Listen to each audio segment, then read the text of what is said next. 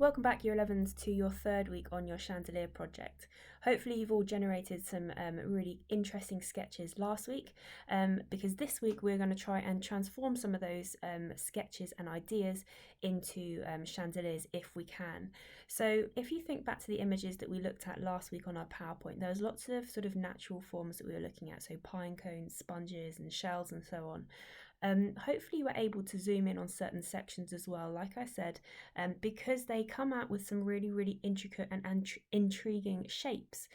So what I'd like you to do to start off with for this week is maybe just start drawing in 2D. So come up with a variety of different shapes.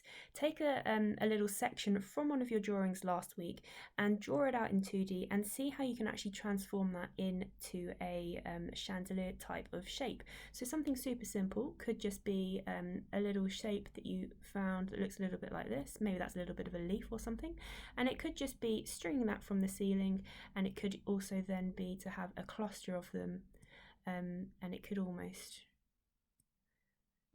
be drawn to look like a flower or a group of leaves together. So something really simple to start off with, and then once you've got quite a few 2D sketches drawn, have a go at drawing those in 3D. And I've put a couple of examples on this slide for you.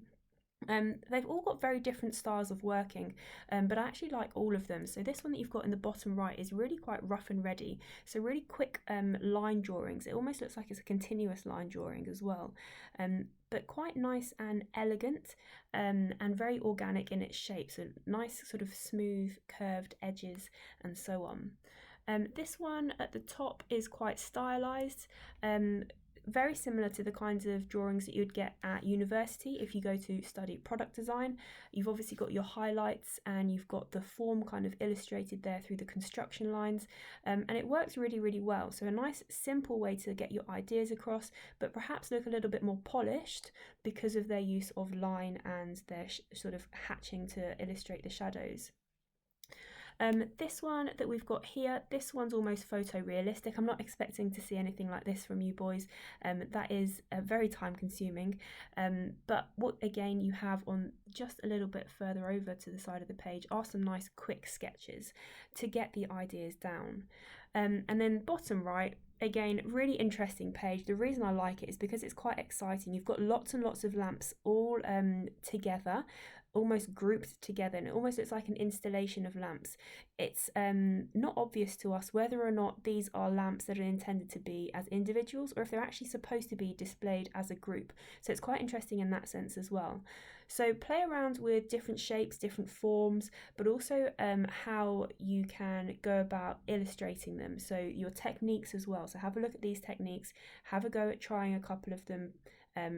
Doesn't matter if they don't go to plan, but we do want to see evidence of all of your sketches. So even if you don't think they're very good, they will, as I said last week, be able to help you in the future to generate some more ideas. So don't throw anything away.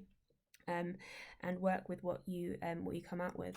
So again, we're asking for at least 15 sketches. You should be able to get more than that done, because I think you've either got 2 or 3 lessons this week, so there should be plenty of time to get lots and lots of sketches done. You could even dedicate one lesson to one style of sketching, and another lesson to another style if you'd like to have a go at doing that. So it's all about transforming your ideas from last week into potential chandeliers. Okay, best of luck, boys, and we look forward to seeing what you come up with again.